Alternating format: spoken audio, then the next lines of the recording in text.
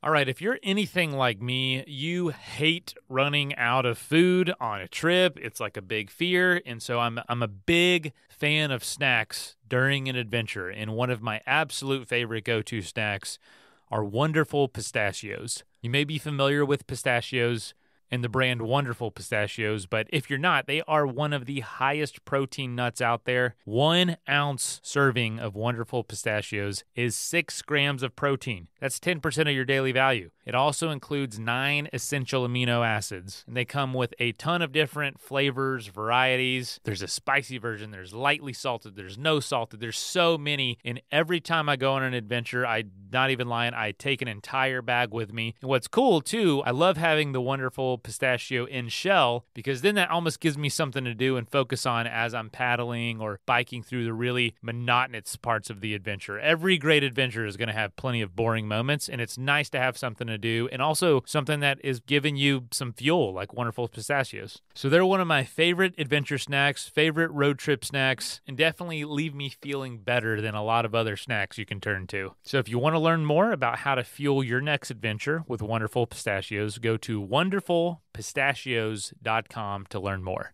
Hey folks, I know with any adventure, hydration is incredibly important, and it can be a big issue, like an issue between being able to complete an adventure, staying safe, or not, especially in those climates where you can get dehydrated really quickly. And so I know for me, I'm always carrying something to hydrate me more than water, and Liquid IV is a great option for that. Sometimes water just isn't enough, but you don't want to bring sports drinks that are full of sugar and tons of crap. And that's why I'm a big fan of the #1 powdered hydration option in America, because you can save weight, you can add it to the water that you purify and filter on your own. It's 3 times the electrolytes as leading sports drinks. All you got to do is tear it open, pour it in, shake it up if you want to, and then you're ready to go. And they got tons of really interesting flavors like cotton candy, white peach, green grape, raspberry melon, and lemon lime. And I love traveling with them because, again, you don't have to carry all the liquid, just the powder, and then mix it in. So turn your ordinary water into extraordinary hydration with Liquid IV. Get 20% off your first order of Liquid IV when you go to liquidiv.com and use the code ASP at checkout. That's 20% off your first order when you shop Better Hydration today using promo code ASP for Adventure Sports Podcast at liquidiv.com. Today's Adventure Sports Podcast is sponsored by Badlands Ranch Superfood Complete. Why are so many dogs suffering with health issues? Well, Katherine Heigl, who's helped save over 16,000 dogs through her foundation, says she is seeing more issues with dogs' joints, odors, and health than ever before. And after doing tons of research, she feels the one place that we can do the most good for any dog's health is their food. So she decided to create something that she could feel good about her dogs eating, and it's called Superfood Complete. It's made with over 30 of the healthiest ingredients on the planet, including several superfoods vital for dogs' health. I have an aging dog who has had some joint issues, and he is absolutely loving the Badlands Ranch Superfood Complete. And I feel a lot better knowing I'm doing a little bit more to help him with his aging joints and some of those issues that are now popping up. If you want to try it, go to badlandsranch.com/ASP and order right now to get 50% off your regular price order with a 90-day money-back guarantee. If you want your dog to experience all the incredible things, go to badlandsranch.com/ASP. Again, badlandsranch.com/ASP.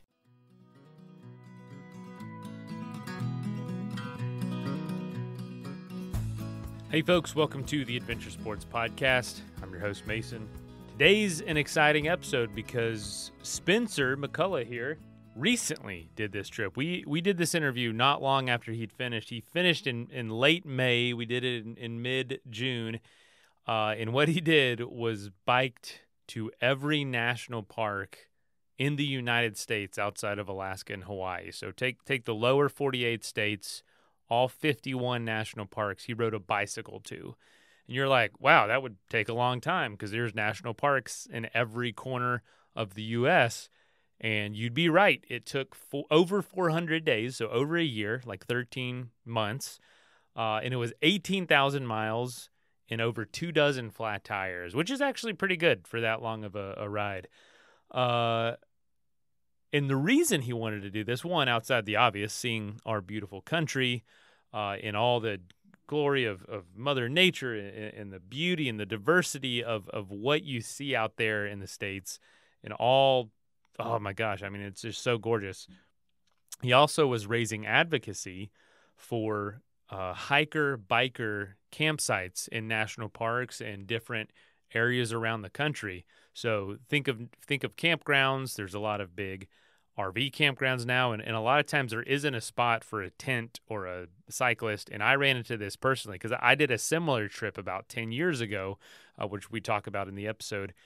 And I only did 30 national parks, and it was sometimes a challenge to find a place to camp really close to or in a national park, which was crazy to me. I'm like, that's what these are for. And I'm so small being on a bike.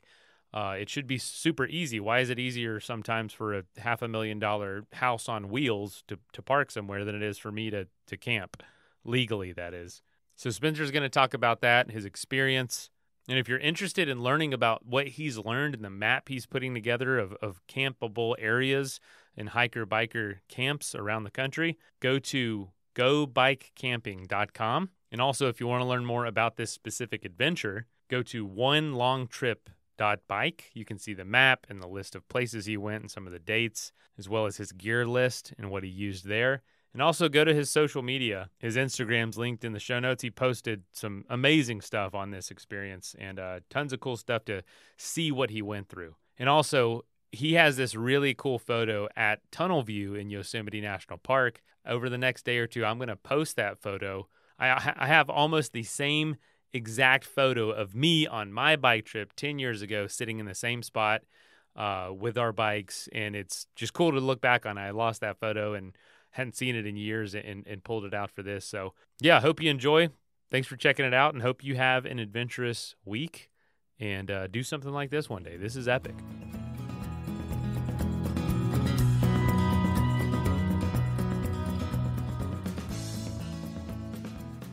Hey folks, welcome to the Adventure Sports Podcast. Today we're talking to Spencer McCullough. Dude, people can't see you, but your head of hair is fantastic. And the mustache, great mustache. Welcome. Yeah, I need a haircut. It's getting pretty out of control. Did you cut your hair on the trip? Twice. Okay. I didn't know if I was like, hey, while I'm doing this, I'm not cutting my hair either. Because my good friend Paul, shout out to Paul if you're listening, anytime we did a trip, it was no shaving, no hair. And it got long on some of the longer ones. Not as long as you were out there, but man, well, where are you coming from? I'm in Yardley, Pennsylvania right now. I had parked my van and stored most of my stuff at my parents' house while I was gone. Normally I live in Denver, so I'm in Yardley, Pennsylvania right now. How are you feeling? This was not that long ago. What are you just like, is your brain still mush? Have you processed anything? Like, what have you been doing?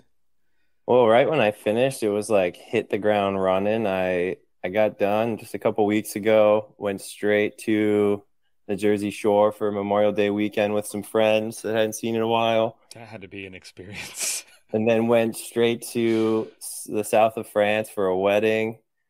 Where the service was in 3 languages. So there was just like, that was a whole dance. And then now I'm back preparing for a family reunion this weekend at my parents' house. So it's like cleaning the house, hanging up bulb lights outside. I don't know, all these chores. So I haven't really had a moment to just sit and think about it. Wow. So that's cool because we don't often get to talk to people this soon after the adventure, but also I was thinking maybe with the month you would have thought, but no, you've just been one thing to the next. Has it been surreal, like talking to people and meeting people, having just had this unfathomable adventure? Yeah, it's been funny.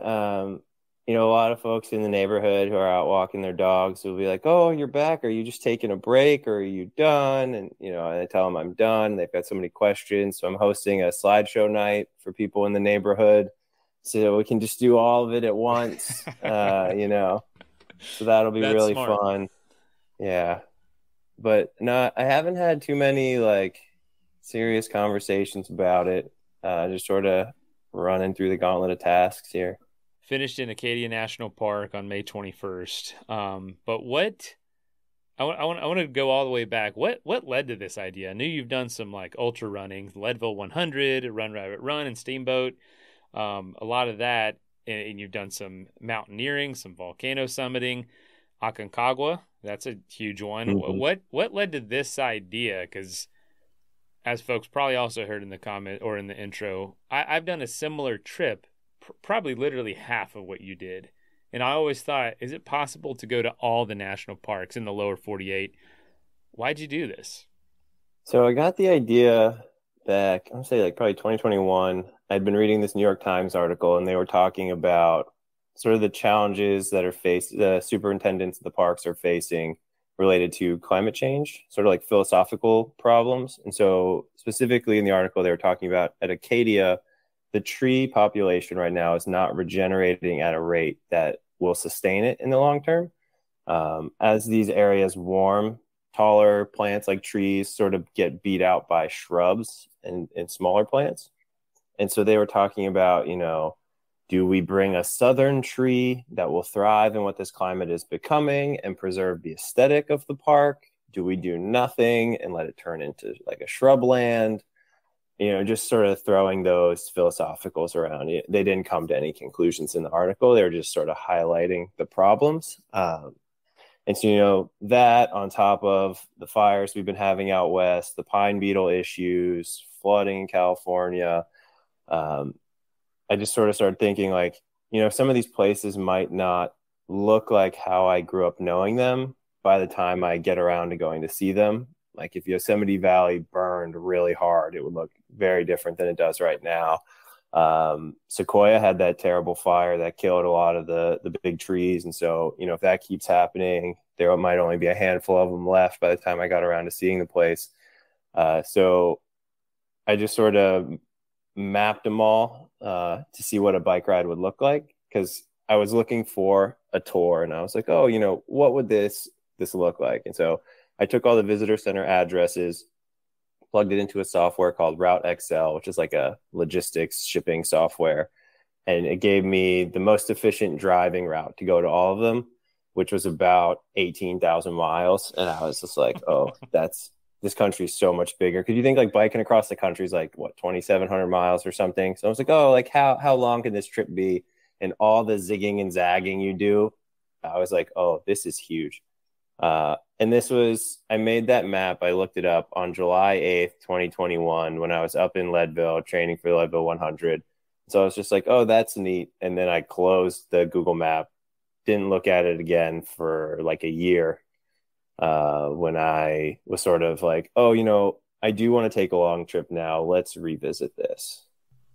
Wow, unreal. This is unbelievable. And so you started the trip down in Florida. That's where I'm based. What was your goal, not only in seeing these, but to experience the park? Because there's always that not stigma, but that trope of like, oh, people just drive through Yosemite Valley Right. and never stop.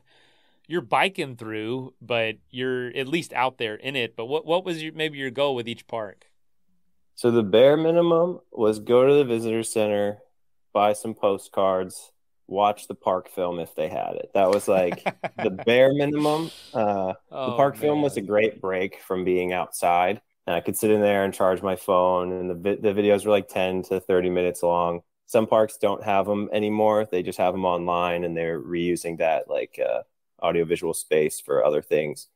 But then it sort of just depended. Like Voyageurs National Park has like I think like one hiking trail that's like half a mile long, and the rest of the park is really focused on boating and going on canoe trips and all kinds of stuff. I wasn't about to like rent a boat and go on a trip, so that was more of a just watch the video, get the postcards.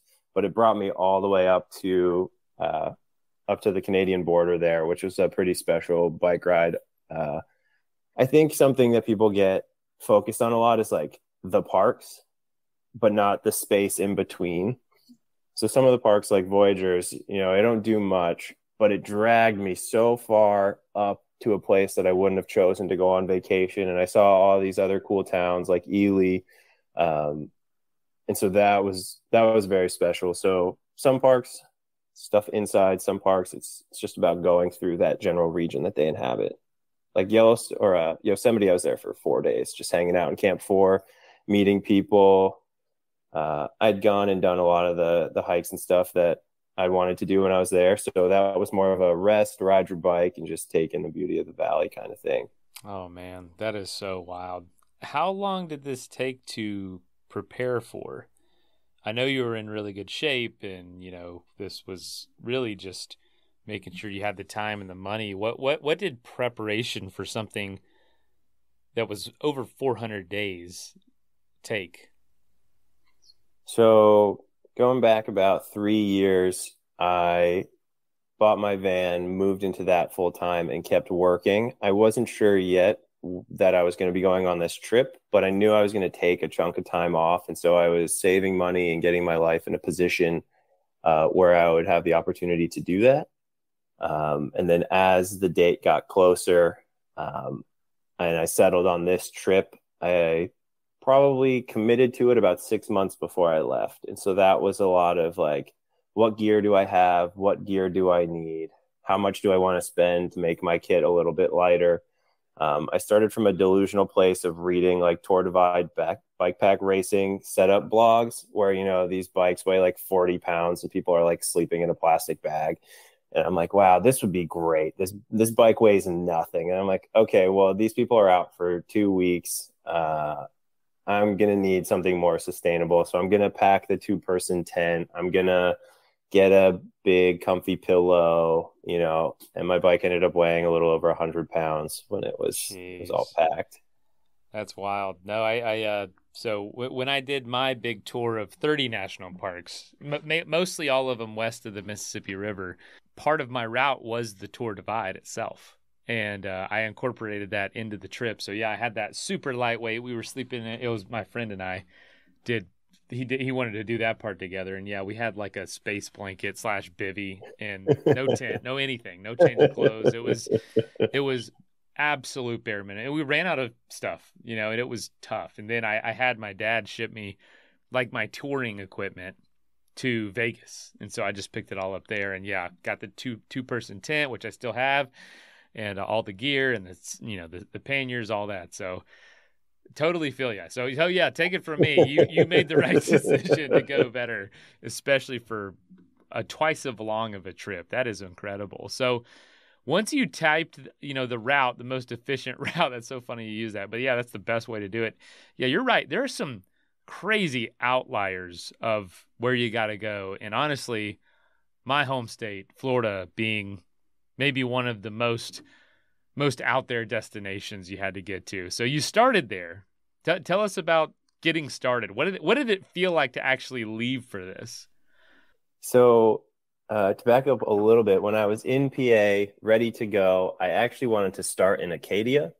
And I thought the route would sort of just be like a C shape. You go to the north, down the west coast, the south, and you end in Key West. And ending in Key West sounded really fun. And I wasn't going to have to deal with the Dry Tortuga ferry. I could go on a sailboat charter. I don't know, that sounded kind of fun. But the snow was just not melting out up north. And I was sitting at home waiting and realizing oh, I did this math wrong. And so I was staring at the map one day and my dad suggested, why don't you just start in Florida and then connect with the northern part, about halfway through, come back around and do a little crisscross. And that actually ended up working really well with the seasons. But yeah, starting in Florida, that was a hilarious day. My plan was to ride out of my parents' house to the light rail station a few miles away, take that to Philly, and then take the train from Philly down to Miami. When I left the house, I was in, high spirits. I stopped at Wawa to get some food for the train. And as I'm coming out of the Wawa, my foot slips off the pedal and it kicks one of the spokes on my wheel and it just snaps. And so now I've got this train I've got to catch and the spoke is broken. And I'm just like, oh my God. So then I call my parents. They come with the minivan. We drive over to a bike shop that's been helping get me going. And I came in. I was like, yeah, I'm supposed to leave today. Had this mechanical I can still make it to the train in Philly if you guys can help me out. And at the time, I had no frame of reference for like, is a broken spoke like a 2-day repair? Is it a 10-minute repair? Like, I had no idea how these things work. And, it's like a 15-minute job, and we were back on the road and everything was fine. But yeah, that was the first day starting out. But you didn't know. Like, there's so much you didn't know. Yeah, I come to biking from like a commuting perspective, just riding around town. I always thought of bike maintenance as more of a function of time than of like distance ridden, because I would sort of ride the same distance every year, just running errands. So I would do one big tune up. I didn't even lube my chain before this trip. I would just bike commute, ride that thing till it was like whining. And then either a friend would do it, or like we'd go, I'd get my annual tune up and they'd be like, man, you could stop going through cassettes if you just like lubed your chain. I just like didn't care. I knew how to fix a flat and that was about it. And I've learned a lot since then. I can imagine. Dude, that is wild, man. So crazy. So started in Florida. So you got down there, and tell us about your expectations, because when I did mine, I did a lot of just like so many of these places I had never been, and I just daydreamed about seeing the sequoias, seeing Yosemite Valley, seeing so many of these, Mount Rainier, these places that I've always dreamed of but had never experienced. Was there anything, on your radar that was like, I cannot wait to get to this point? I tried not to have expectations. Because I got to Rainier and it rained for 4 days, so I never saw the mountain. The one that I really was looking forward to were the redwoods, and I think if somehow those hadn't been as majestic as they are, it would have let me down. But for everything else, I had like people that I was looking forward to seeing, and that's going to be fun regardless of the weather. General areas I like to be, like Desert Southwest is always beautiful. Riding through Utah, it's tough to have a bad day. But I was very curious about a lot of places.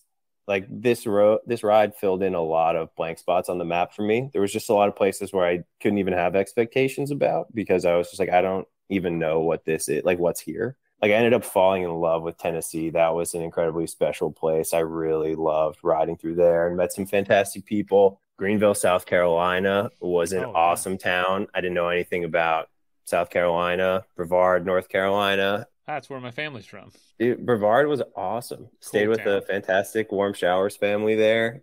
And just had no idea any of that existed. I was like, this is very cool. Wow, that is so cool. So it sounds like, and those are places maybe if you told people the whole experience, they would not have said would be the places that stood out to you now that you've done it. I'm sure that was a cool realization, like all the hidden gems. Like my last cross country bike ride, people think I'm lying. I mean, I went from New York to San Diego, and I was like, my favorite place was Ohio. People were like, there's no way, because like I went to the North Rim of the Grand Canyon and through so many incredible places. Zion, biked through Zion, and and all the places. And I'm like, no, there's just something about like the people, the setting, the timing, the experience, all of it was just the days were just so fantastic there. I don't know, like it just stands out, and maybe it's because it's off the beaten path. I'm sure you saw that a lot, over 18,000 miles. Totally. I only ever put 4 stickers on my bicycle on the trip, and the criteria for the sticker was I just had to be like so overwhelmed with like gratitude and just loving that area. And my stickers were the state of Tennessee. I had one for Mount Lemmon in Tucson. I had one for Buffalo, New York. And the other one, I'm blanking, I can't picture it. The other one, apparently it was not that important. So 3. Yeah, 3. It'll come in. So I'll have to go look. What? Oh, it's from Greenville, South Carolina. Oh, Greenville. Yeah. All right. So yeah, places that were, I don't know, that I wouldn't have guessed. Especially someone maybe not familiar with this kind of travel would have guessed. Why were those so special? How did it blow you away? So I think one common theme is like the people that I encountered. So in Greenville, I just had like the best hosts, and she had the best friends, and we just had a great time. And then the town was also super beautiful and has all these great, local businesses, and it seems to just have like a really strong like identity. Buffalo was very similar. Hung out with a friend of mine. We went out to a fundraiser concert for a hostel that's fighting a political battle against the city for their space. And Tucson, I was hosted by just these fantastic people, met more fantastic people, had an amazing day riding Mount Lemmon, which if you've never done, I highly recommend. So I think those are sort of the characteristics, Wow. the overlaps. This might be the answer to that question, but like what place surprised you the most specifically? It might have been one of those four, and that's why it has a sticker, but maybe we'll narrow it down to a national park. What national park would you say really surprised you with either beauty or the experience? No one's asked me yet which one surprised me. Surprise was definitely a characteristic of those sticker destinations, because I think a part of it was like just having no expectation going into that town or that state, and you're like, wow. That's cool. National park. Yeah, what would you say? Carlsbad Caverns. I didn't spend much time in caves before. Yeah. And I think the grandness of being underground in those systems, and, on the outside just looks like hilly, kind of rolling. It was dead at the time, all the dead grass was dead. It was kind of unassuming, but knowing those rooms were down there, it was, one of the more like earth shattering moments in life. Like, I can't believe like this is just here and we get to see this and experience in the age of making it happen. That blew me away, like the 300-foot ceilings. And the other one was, even though it gets a lot of, like, you remember these places are popular and lots of people go to them, but anyone's first time there is going to be incredible. It's the first time they're seeing it. It's like Yosemite Valley, millions see this, but when you see it for the first time, it can blow your mind. It's like hearing a really popular song for the first time. I'm a dad and I get to introduce my kids to like, music. And so last night we went and listened to the Beatles, and it's like huge songs, culture shifting songs, but they're just sitting there in amazement listening to any of their hits for the first time. It's an experience for them. So with that in mind, I'd say Zion really stood out. The Narrows was incredible. Angel's Landing. It was a very quiet time, a couple days, so really felt like you had it to yourself. That stood out. And then the Redwoods were great. I think Big Bend would be the one for me. I had an idea in my mind of like, what the desert looks like coming from like the desert Southwest.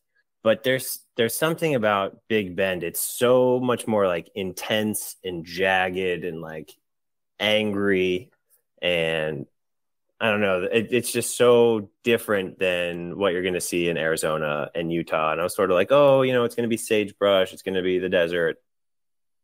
And it was nothing like what I expected, and pretty special. I've got a gripe about Carlsbad. Can I talk about my Carlsbad gripe? Sure.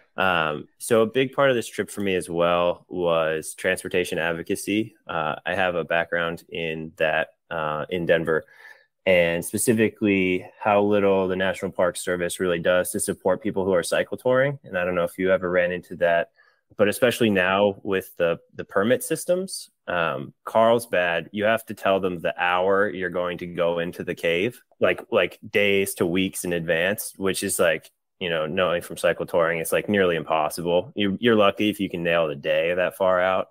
And so I knew getting there that I wasn't going to be allowed into the cave, and I still went in and asked and told them I rode my bike.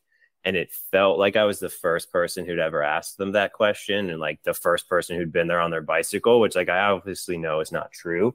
But a lot of places I ran into that where I'm like, haven't you thought about this, or had someone else ask, or like worked on this?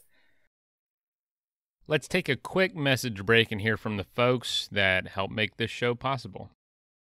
Hey folks, I was recently able to go on one of our group paddle trips that we call the Swamp Drifters, and use the AeroPress Go Plus, which is a complete travel coffee making solution. It's a brewing system that makes coffee on the go, no matter where you are, very easy to use, and it's smooth, velvety, rich, full-bodied coffee, just like you'd make at home, but out in the backcountry. And what's cool is it combines the best qualities of a bunch of different brewing styles, like a French press, a pour-over, and a little espresso. It was the best cup of coffee I've ever had while on a camping trip. And what's cool, there's not a lot of equipment. It's really compact, very durable, nothing glass to break. And so my next trip coming up in a couple weekends, we're bringing it again because it was just such a big hit to have that good of coffee while we were camping and paddling way out in the woods. If you'd like to try it, go to aeropress.com/ASP.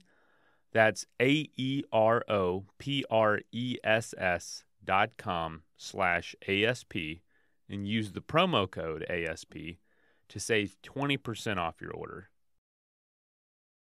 A lot of y'all know I work for Athletic Brewing Company through my day job, and we use Shopify for our e-commerce platform. And Shopify is so helpful because even when we were a tiny little startup, just a couple employees, we were using Shopify. And now as we've grown to one of the biggest breweries in the country, well, we're still using Shopify. They make it so easy to grow. And I actually am recommending it to anybody starting a business, big or small. Definitely go with Shopify. I have a ton of firsthand experience with this global commerce platform, and it helps truly at every stage of the business. I've seen it firsthand. Whether you're auctioning off one-of-a-kind things like autographed apparel or sports memorabilia, baseball cards, or selling skis, like it really doesn't matter. They can help you at any stage of business and sell anywhere. I host a podcast through my day job, and we host the podcast and put it all on there on our blog on the website. It's great. We can put different surveys online, and there's all sorts of apps that go into it. It's really user-friendly and very robust. If you want to sign up for their $1 per month trial period, go to shopify.com/ASP, all lowercase. Shopify.com/ASP now to grow your business no matter what stage you're in. Again, that's shopify.com/ASP for Adventure Sports Podcast. That is plenty of that for now. Let's get back into the episode. Man, I'm sorry to hear that. Yeah, that wasn't the case when I was there. That wasn't in place. This was, 10 years ago. So a lot has changed. A lot has changed in a lot of these. And that is, unfortunate. I hate to hear that, man. Because it's an incredible place.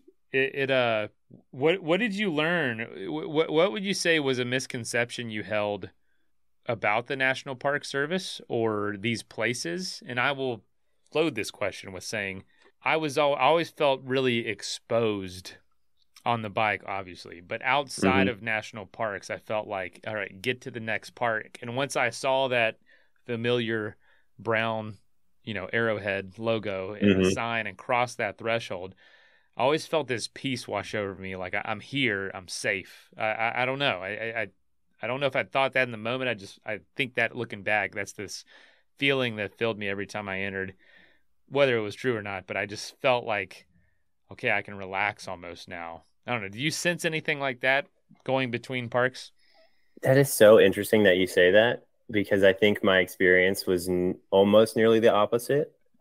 The parks are so tightly regulated, and the the worst day I had on the bike was probably in Yellowstone, because the roads are small. People are going so fast. It's maybe their first time driving an RV. Most people have rented the cars. They're driving there. Yeah. And they're trying to do 2 weeks worth of sightseeing in 3 hours, do Yellowstone or whatever. That's the only time I had people screaming at me from their car. You would think they were commuting in bumper to bumper traffic on their way to a doctor's appointment or work or something. And I'm like, this is wild. But the feeling that you had is what my advocacy work after this ride is trying to create for everyone. Because I saw that there was a lot of discretion in NPS policies. If a campground is full and the camp host happens to like cyclists and be in a good mood, they'll put you somewhere by the bathroom or something. But other times you run into people and they're like, sorry, you got to go. I'm like, it's the middle of the night, man. This is the national park. I came here on a bicycle. You guys are complaining about traffic and overcrowding and you don't have a little, like I can't go over to that little lawn over there and be out of here by 8 a.m. So that was frustrating. And I think it's something that prevents a lot of other people from riding their bikes there, because it's really just a crapshoot, some of these places. I think, hold on, I got the number over here. I wrote it down. Let me see. Where was it? I think it was, yes, 7 national parks in the lower 48 had hiker biker sites. None of them have no turnaway policies that are stated anywhere. So it really just becomes the discretion of the camp hosts and stuff. Did you run into other people facing the same issues? In Yellowstone, yes. And I talked to the folks in Missoula from Adventure Cycling, and they said their number one complaint that they get from the Trans Am is the Yellowstone segment. People are asking them for a workaround, and they have a slight variation, but you're still sort of in the Yellowstone Tetons traffic bubble. Yeah. Man, that's I wonder what has, obviously popularity of these places has changed, and Certainly. And I noticed that too, because of the experience, I started guiding free volunteer trips, not free, sorry, volunteer trips to national parks. And one of the projects you talked about, like burning Yosemite, one of our projects was fire mitigation for the valley.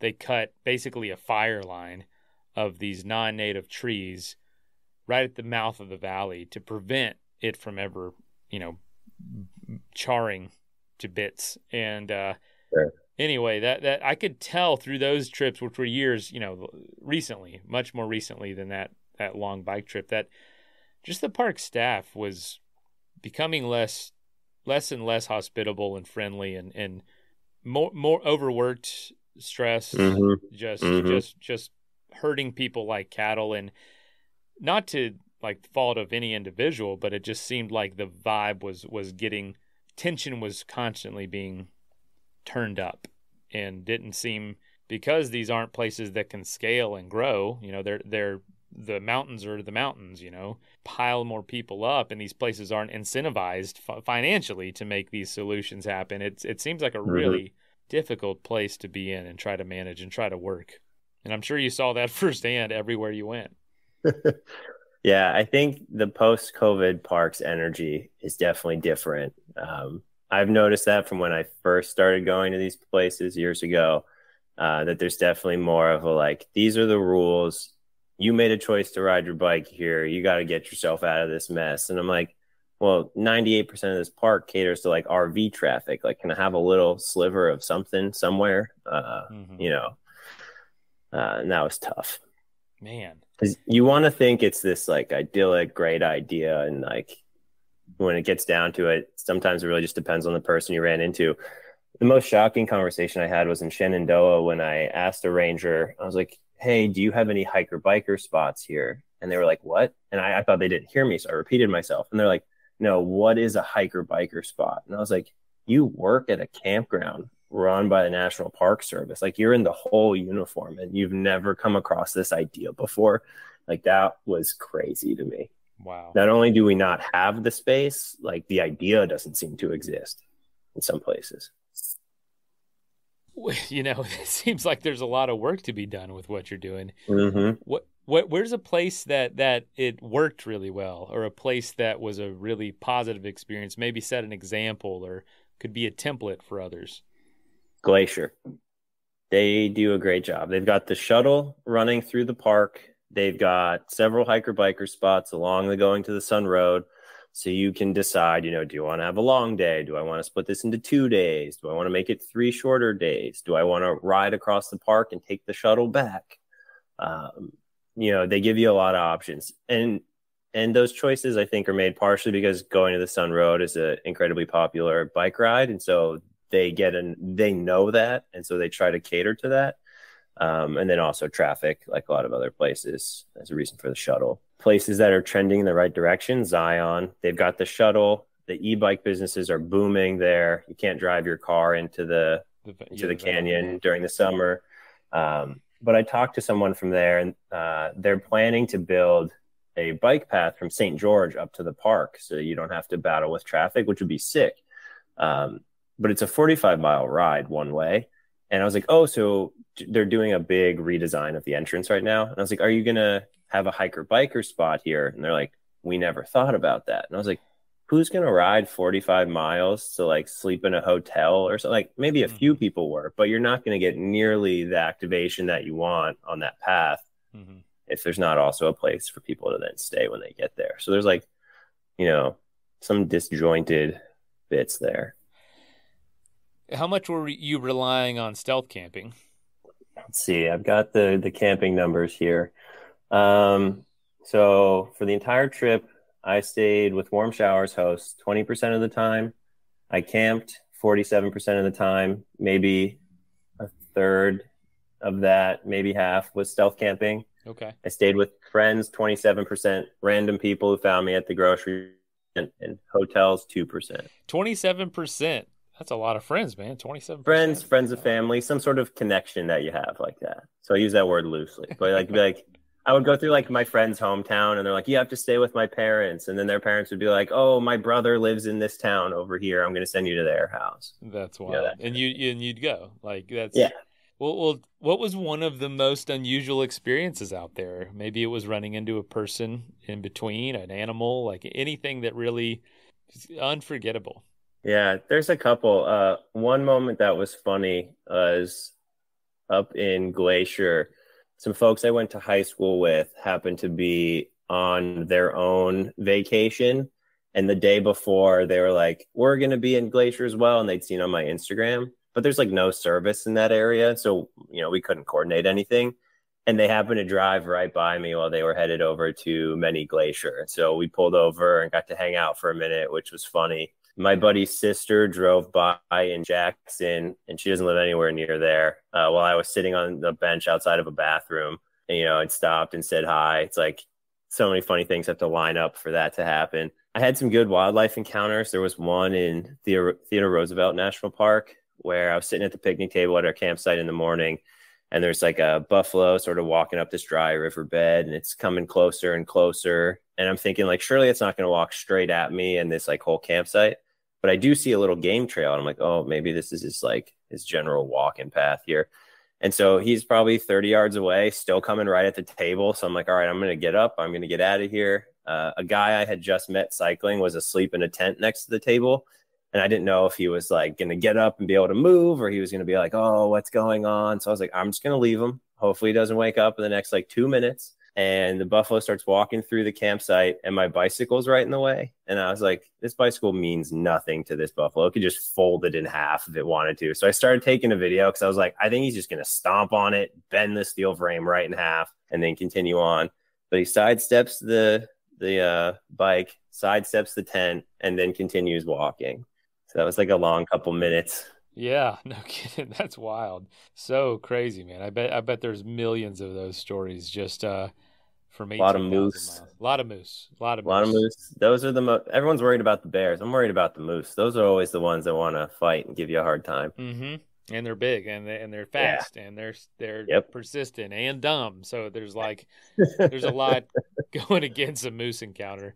And they're underrated, and I think they know that. So they're trying to like prove themselves. They're like, oh, you scared of the grizzly? Okay, well, guess what? You about to get a hoof right to the right. I've been out there trying to boost their stock a little bit. Everyone's like, what about the bears? I'm like, yo, watch out for the moose.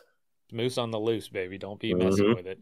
One thing about a bike tour like this, you're the anomaly of everyone's day, especially in between the national parks where maybe this kind of travel is a little rarer. You had to have constantly been talking with people or, getting interactions.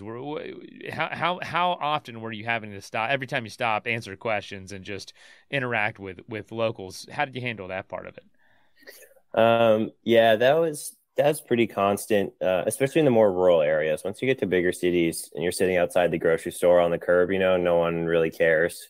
But when the town has 150 people and they know everyone and they see you, then everyone wants to stop and talk, and they go in the grocery store and they're telling everyone who works there. And then you walk in and then they're like, you're the guy that, Jim was just telling us about. And then it becomes a whole thing. I think the the hardest part in a lot of those conversations is you would tell people what you're doing and they want the answer to be like, I'm riding from New York to San Francisco, like something they can see and sort of understand. But then once you tell them you're riding to all of the national parks, I would always say the lower 48, and then people would go, so how are you going to get to Alaska or Hawaii? And then you see how much people are listening for something and not listening to everything you say. So then you're like, okay, this is the kind of conversation we're going to have. And you have to like really hammer home what you're doing.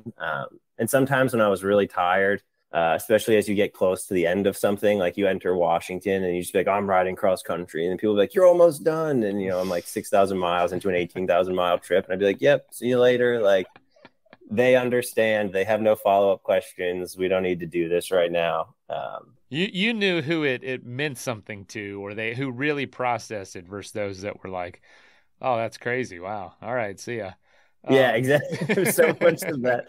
Or, you know, even there was a handful of times where I'd say it and people's knee-jerk reaction, they'd go like, no, you're not. And I'd be like, oh, I don't know what to do with that. Like, okay, have a nice one. I had a guy salute me one time.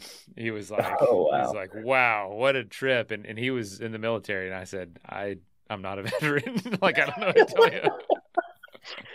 It was fun. Sometimes you would get these people who, like, when you first look at them, you wouldn't, you know, guess that they were into this at some point in their life. And then they'd stop and tell you that they biked some crazy bike trip in like the 70s. And you're like, honestly, that's even more hardcore than like this. Cause I'm like, you're just making it all up. Off road, you know, and we were wearing jeans. Yeah, and there's like 2 bike shops in America at that point, right? And it's like, friend do that. He was J.R. Harris. During the middle of the civil rights movement, he took his Volkswagen Beetle from New York City to Prudhoe Bay, Alaska, up in 1968. And I'm like, and he said I had like, you know, a couple $100 when I left, and that's like the Alaskan highways not paved, not even hardly a road in places. I don't know how he did it. And he's like, yeah, I was just like, I'm getting out of here for all this mess. And he's like, I got back and I had 35 cents in my car, like a quarter and a dime. And I'm like, dude, that is the most badass thing I've ever heard in my life as a solo 19-year-old black male in Alaska during all this unrest. It was wild. Man. I'm like, that is hardcore, man. And he was like, whatever, it's gonna be fun. From New York City, from Brooklyn of all places. And I'm like, the guts that you have to do that is seriously unfathomable. And so, well, tell me about, you know, what did you learn about America? You're seeing a lot of America. You're seeing a lot of like just grassroots communities and seeing the ground level. Anything that was surprising in that sense or really came to light?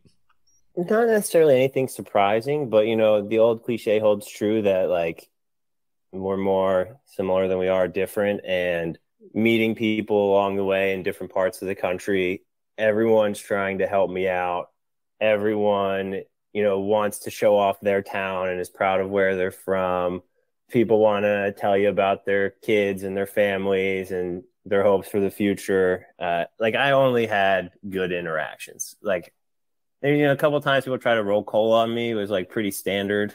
Like, people yell at me from the car. It was always drivers. And I've been close passed by someone in a Prius with a coexist sticker. And I've had someone in like a raised dually, you know, F-250 roll coal on me. I think drivers, regardless of political affiliation, are sort of the same way. Just because someone, you know, is from the left or from the right doesn't tell you how they're going to be when they're driving with cyclists. But it was also really cool. I went through a couple small towns in more red states during election cycles and met people who were out there on the street corners trying to talk to their neighbors for more progressive policies. And I just stopped and talked to them for a while and, you know, heard how hard it was for them being this one person in this town where everyone disagrees with what they are, you know, organizing for, yet they stood out there. They found the few people who supported their issues, signed their petition, what have you. And that was just really inspiring to see these individuals out there taking care of their little corner of the world, trying to fight for a better tomorrow. Wow. It was really nice. That is awesome, man. So cool. You know, I think that was something I learned too, is like really we're only different when it comes time to vote. Hmm. what bubbles we fill in on the ballot. Most people want to treat the person in front of them with respect and help them out, especially an out of towner. You want to make a good impression. Like it was striking how similar almost anybody from anywhere was, big city, small town, anywhere in the country. Um, you only disagreed when you, in theory, a lot of times.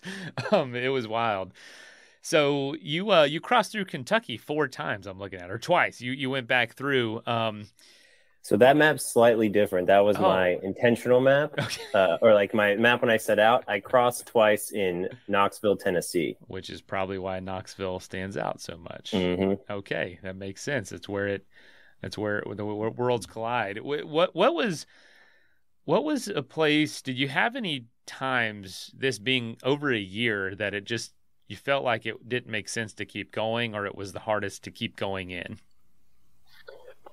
Hmm. There was never a moment where I was like, I'm done with this. But there were moments when it was just like you look at the compounding of all the decisions you've made in a scenario that you find yourself in, and it's just like comically outlandish. And you never would make a choice to like be in that situation. But if you make 100 small choices, you end up there. And so there was one on my birthday. I was in Utah. It was December and it was very cold. And I'd gone into this pizza place to like have dinner. It was the only place open in town, but it was like a takeaway only. They had no seating. I'd been hoping to sit inside and enjoy it. So they're like, all right, see you later. So I went back to the baseball field that someone told me I could camp at. So I'm sitting at like a lunch pavilion sort of thing with all of my clothes on, trying to eat this pizza as it's like kind of freezing, and watching, I think like Drive to Survive or something on my phone. And I'm just like, what the hell is this? I'm like, I'm so cold. This pizza isn't even good. I just want to go to bed. Like, I don't know anyone. Where am I? What's going on? Um, that one stands out to me because I just started laughing while I was sitting there at the table. Yeah, that's you find yourself in some pretty absurd situations, I will say.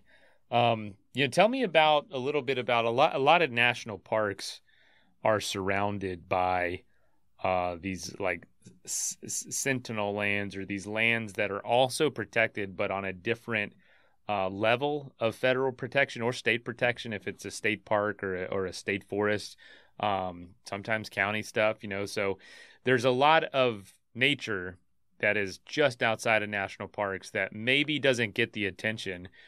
Did any place like that stand out to you, or was that maybe easier to navigate or find camping in? What did you learn about those other protected lands? Yeah, right outside the park is generally easier to find camping, because the land is a lot less regulated in that way. One of the places where it really stood out to me was the ride into Lassen Volcanic National Park, because you're going through these forests that are, I think they're national forests or some sort of protection.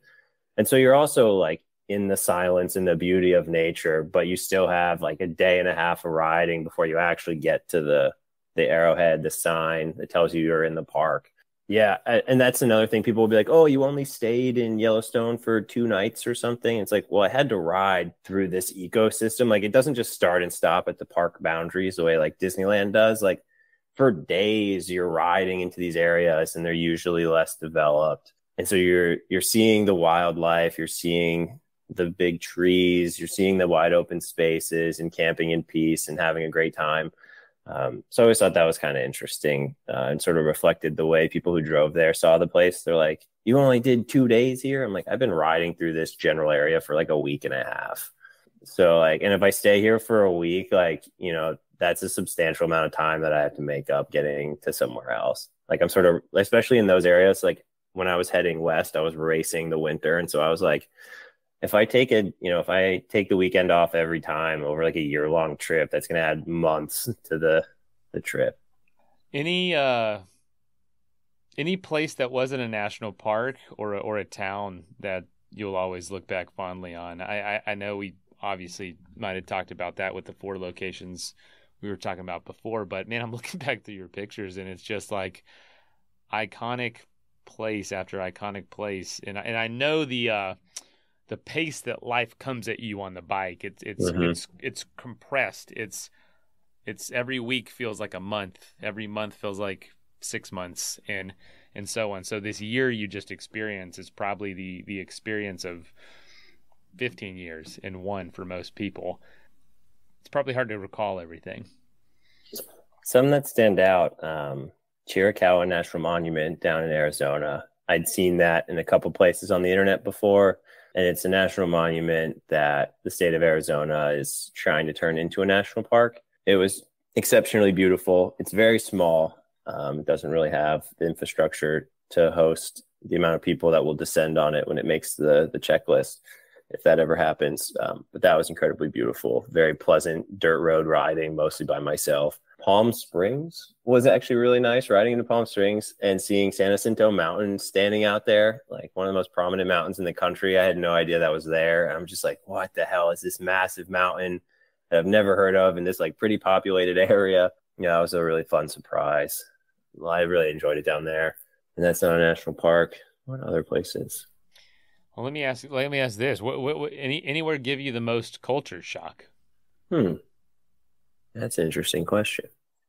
I wouldn't say culture shock, but it was interesting the farther south you get and the closer to the U.S.-Mexico border, and how much the borderland is not the U.S. and it's not Mexico, and it's very much its own place, at least how I experienced it culturally, and like the food that's for sale and architecturally. I was like, I could be in Mexico right now, and that was pretty cool. I didn't have a frame of reference for like where that would really start geographically. You know, is it just in the little towns? Is it just in El Paso? But it's like hundreds of miles up from the border, which was really cool. I've biked the U.S. Mexico border before. What an experience! Yeah, very cool. You get it is feels like a different place. It's wild. What I didn't ask you this. You know, when you first got this idea, started talking about it, what did the people around you think about this? Was there support? Was there, did people say, Spence, maybe think about this before you jump into such a long project? No, I've got a lot of really good friends that are pretty enabling, and they were all supportive, except for my buddy Paul. Shout out to Paul. I called him to tell him, and he was like, I don't think you can do it. It was his knee-jerk reaction, and then he thought about it for 5 seconds, and he was like, no, you could probably do it. But I immediately like, Paul, oh, I'm doing it. Like, if you say I can't, I'm doing it. I was like, Paul's my hater. I called him as soon as I got to Acadia, told him to suck it. He was like, if that's what you needed, I'm glad I could offer that to you. No, people were excited. I talked about it for a while, and they were curious if it was really going to happen. And I remember telling everyone, like, I'm doing it. I'm packing up everything. I'm headed home, in a couple months. It's happening. I bought this bike on Craigslist. I'm going. And they're like, all right, we'll see what happens. So tell us, when did it seem like the light was at the end of the tunnel? When did that anticipation start building, where it's like, oh my gosh, I'm about to, I know you could do it. It's just the amount of time and sticking with it. But when did it start to sink in that, oh, I'm getting close to the end here? When I was in Knoxville, I set a date for the end. Because my parents were like, we want to come. We got to plan around our schedule. These are all the things we've got going on this summer. You work your schedule around us. Yeah. I knew that I am pretty bad at getting like tunnel vision and just wanting to knock things out. And so I was like, I'm going to set it so, I only have to do 45 miles a day if I wanted to. That gives me tons of days off. It's a very chill schedule. And then I started chilling way too hard. And towards the end, I realized I needed to do like 90-mile days for like 2 weeks. And I was like, oh, what have I done? And so then it just sort of became a blitz from like Cleveland to Maine, where it was just like ride all day in the saddle. But at that point, I'd sort of gotten everything out of the trip that I wanted. I was really more excited for the satisfaction of completing it than anything else that lay ahead. So the closer I got to Acadia, people were like, you're going to love it. It's so beautiful. I hope you're taking like a week and a half. And I was like, I'm gonna stay for like a night. I'm like, I'm gonna go. I'm gonna ride Cadillac Mountain. It is all exceptionally beautiful, and I'd love to go back, maybe with a sailboat sometime. But when I got to the end, I was like, I'm good. I need to just go sit down. I need to go home. You've Like, seen so I've been much. outside a lot. I've seen a lot of beautiful natural things. I'm ready to just go home. It is funny how people's advice starts pouring in as soon as what my buddy Paul of all names who would ride with me, he goes, y'all, we're going 10 miles an hour. We're not missing a beat. Like there's nothing we miss. Like Right. we see it and feel it and smell it all. Like not as much as a hiker, of course, but we're pretty dang aware of our surroundings. So people are like, take your time through Yellowstone. They're like, you do know we are going 10 miles an hour. Like, Don't we're worry. going pretty I'm not slow. gonna miss it. Yeah, we're probably Yeah. going faster than y'all stuck in traffic, but we're going pretty slow. It was funny. You get so much advice, and locals too, man. Locals, there's locals either are experts in their town or they think they are, and they're completely Mhm. wrong. Completely wrong. They're like, oh yeah, that's a flat drive all the way to that town, and it's like a mountain pass. They just have Yeah. never had to bike it before.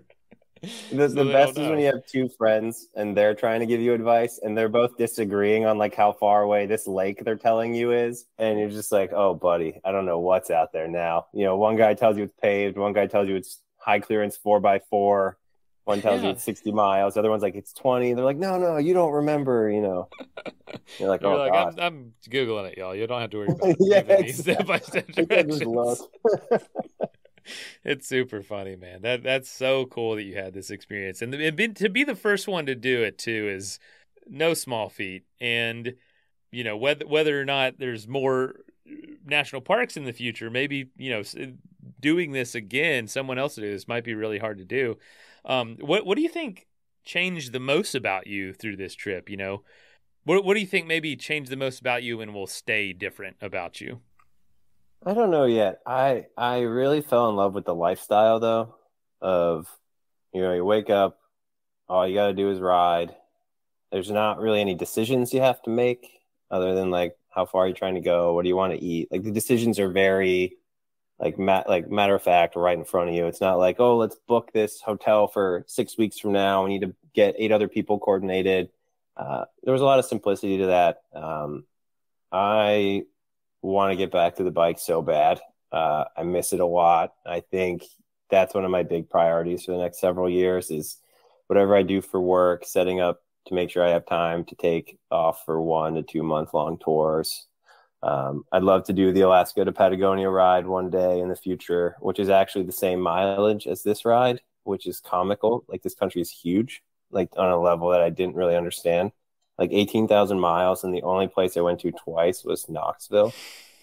Like that's And there's crazy. tons of states you didn't even touch, or Right, I only barely went to touch. 36 of them. Wow. It's a while, but yeah, if you draw all that out in a straight line, it's Arctic Circle to almost Antarctic Circle. Um, Right. And that took Unreal. me a year, and Lael Wilcox is going to do it in like 3 months with her around the world speed record right now. It's like, oh my God, that's crazy. Yeah, what were your bike finds? Your roadside treasures.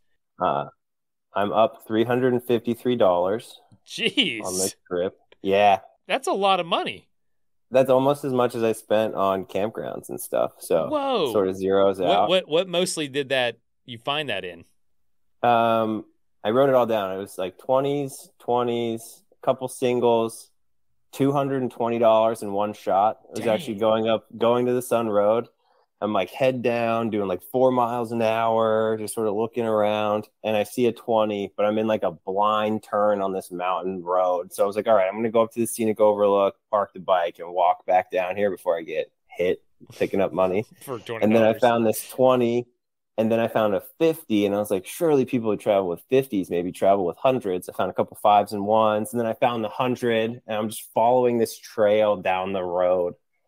So that was pretty exciting. What a Um, day, man. That was, you were on a high after that. I was like, I'm going out to dinner tonight. Budget be damned. Like, what a gift. Then right outside Mount Blanca in Colorado, I found a pair of AirPods. They were like in the snow, roasting in the sun, and they worked just fine. But it was that model where it's like paired to someone's Apple ID. So the guy would get a notification every time I connected it to my phone. And so I kept connecting it, like hopefully, because it would tell him where I was. And I was like, maybe he can come get his AirPods. And I just kept doing that for a couple of weeks. And now I'm like hundreds of miles away. And I was like, okay, well, this person hasn't tried to like do anything. I don't know if they can do anything. So I got those now. And then in Tennessee, I found a loaded gun in the road. Holy cow. That's why you like Tennessee. Got a gun. I was riding down this hill and I was like, wow, that really looked like a gun. I should go back and look because I'd had this Warm Showers host in Arizona who had told me that once he had found a gun, and I was like, that's the craziest thing I've ever heard. And so when I went by, I was like, I don't think that was a gun. And I was like, well, he found a gun once. And then I like went back and I picked it up and I was like, feels kind of light. The magazine was empty and I slid it, like racked it, and there was a bullet that popped out. And I was like, oh my God. And I was so paranoid. I put the gun, the magazine, and the bullet all in a different bag on my bicycle so they couldn't accidentally all bump together and come assembled and go off.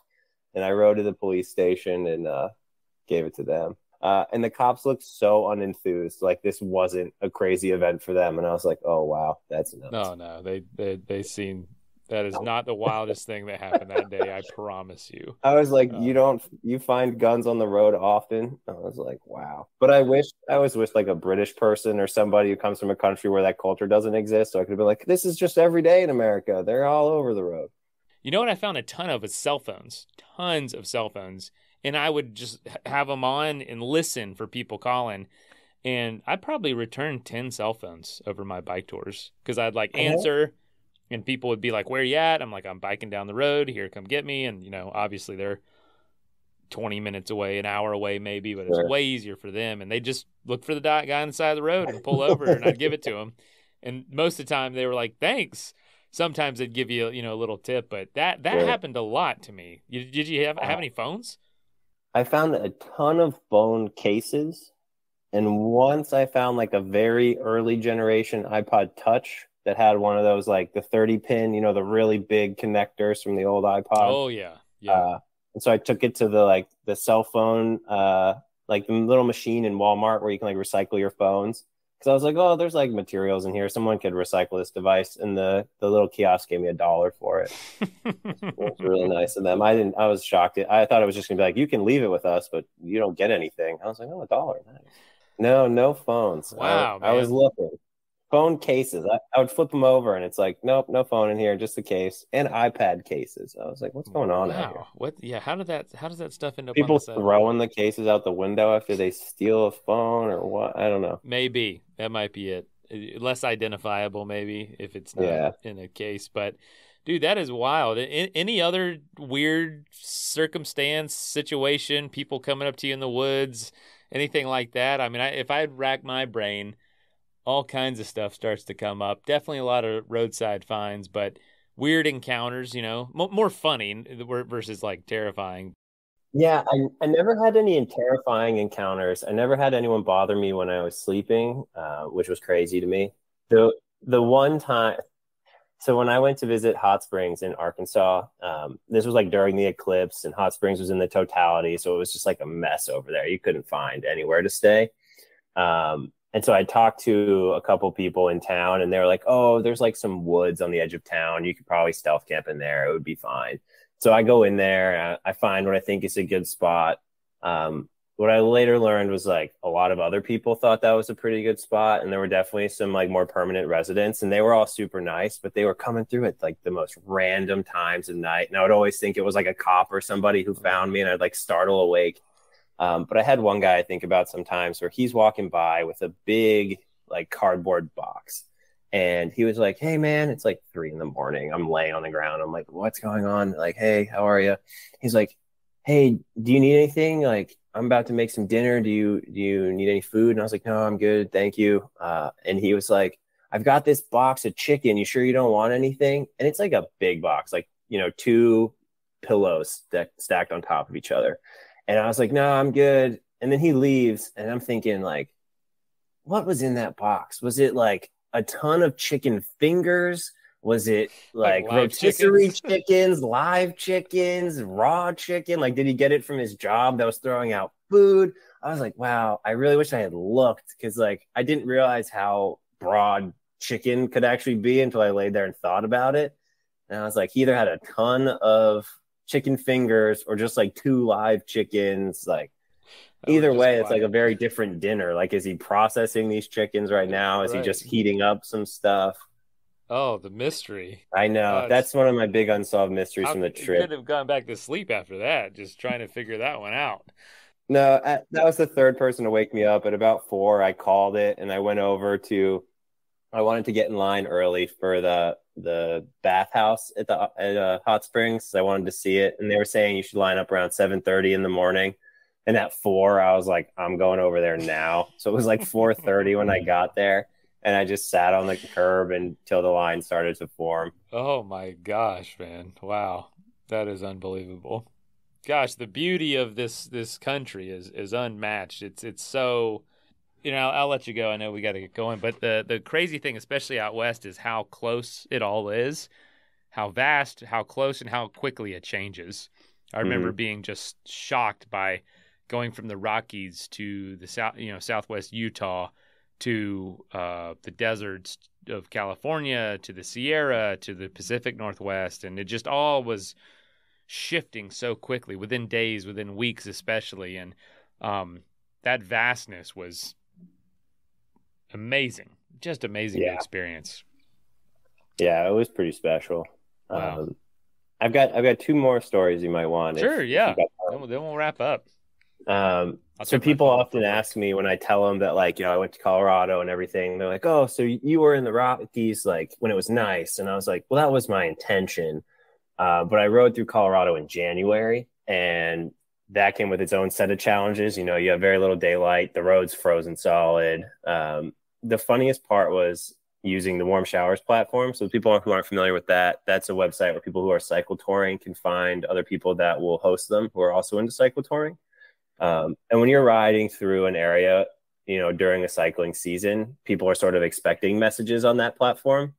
But as I was planning Colorado and looking at where people were, I was messaging them like a month in advance. And I was like, do you live here in the winter? Like, are you just around at all? Like, can I bank on reaching out to you a couple days early? Um, those were funny because people were responding. They're like, you're riding your bike, right? You're not driving to my house. I was like, yeah, no, that's correct. I've made some poor choices, and I'm here to ride my bike to your house. So, like, it's gonna like storm for like a couple days. I'm like, maybe I could stay with you for an extra day. Like, that was really fun. And those Warm Showers hosts were extra special because you caught them super out of season, so they thought it was an absolute hoot because a lot of hosts will take pictures of you and they'll have like a scrapbook. And so they were like, oh, this is going to be my only one with snow in it. Like, this is so exciting. And I was like, I'm really glad you're here and you're also having fun because this is incredibly helpful. I would be very at risk out here by myself without your support. And then people love to ask about mechanicals. And I didn't really have anything serious. I was battling breaking spokes for a while until I finally got the correct wheel for the weight I was carrying. I also didn't really inspect my bicycle when I bought it on Craigslist, and there were probably some cracks in the rim when I bought it that led to the spokes breaking. But there was one time in rural Texas where I was going to change a flat in my front, had a slow leak. There was like this field, I was like, I'll just pull off the road here, this little farm road, fix the flat, just bite the bullet, deal with it. I go to take the front axle out. It's not a quick release. I had to unbolt it, and it just snaps, and the one side of the axle just shoots out into the grass. And I was like, wait, like what was that? And I like pick up the pieces, put it together, and the axle had just sheared when I tried to get it off. And I was like, well, even if I fix the flat, I can't even like roll the bike now. Like, I'm just stuck here. And so I pull it up, and the nearest bike shop is an hour drive away. And this guy who lives on the street had seen me. He had come out. I was about to ask him if I could just leave my stuff in his garage, and I'm going to try to hitch back to this town. And, I'm expecting this to be a whole project. And I call the shop just to make sure they're going to be open because, Google Maps hours are sporadic and sometimes not reliable these days. And then asked him if he had what I needed. And we get to talking, and he asked me where I am, what I'm doing. And at first I thought he said like, oh, I've been riding up there before, and like, just some sort of anecdote. And I was like, oh, that's cool, that's cool. And we keep talking. What he'd actually said was, I live up there. He's like, I live like 3 miles from where you are. If you want to just hang out for like 5 hours, I can bring you this after work. And so I just sat in that field watching the clouds go by for several hours. And then this guy shows up and he brings me the axle I need, but he also brings me 2 more axles. He's like, just in case. And I was like, I'm almost done my trip. I'll probably be fine, but thank you. And so now I have 2 more axles for my wheel. But it's like the generosity of people, they would come through in ways that I was blown away by sometimes. Oh man, that's so cool. That was the world I was biking in a decade ago. So I'm glad it's still like that for you. Yeah. And the guy's house who I broke down in front of, there was this farm dog there that was like kind of freaking me out a little bit. And this guy came over from his house and he's like, yeah, that's my neighbor's dog. That dog has bit my kids. Like, it's not a good dog.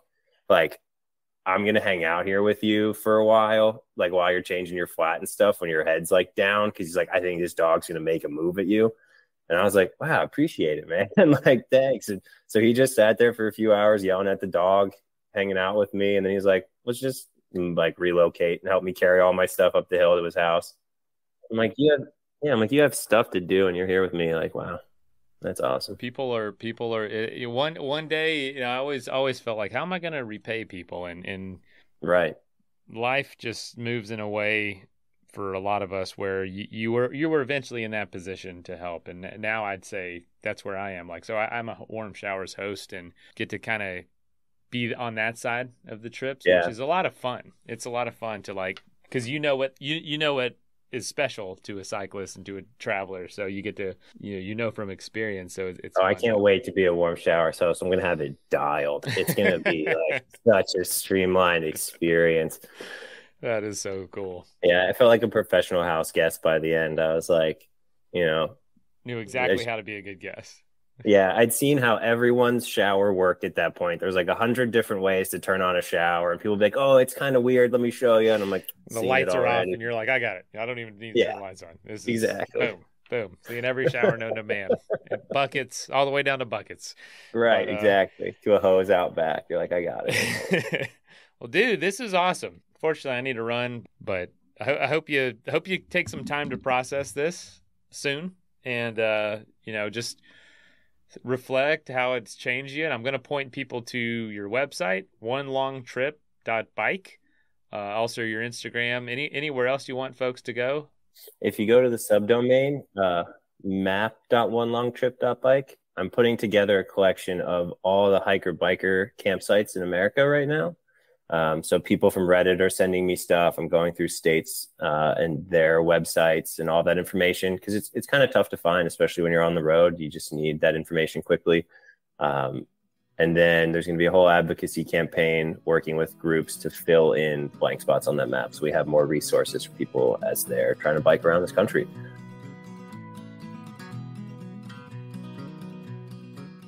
First of all, thank you so much for listening. It means the world to us that you choose to listen to this show. If you'd like to help us further, you can leave a review on iTunes, share us with your friends, your family. It goes a long way to growing the show. You can also support us financially through patreon.com/adventuresportspodcast. Link is in the show notes. And also, if you have an idea of who could be a good guest for the show, we're always looking for people to tell their story about the outdoors or adventure. So if you know someone, please reach out. Email us at info@adventuresportspodcast.com. And until then, get out there and have some fun.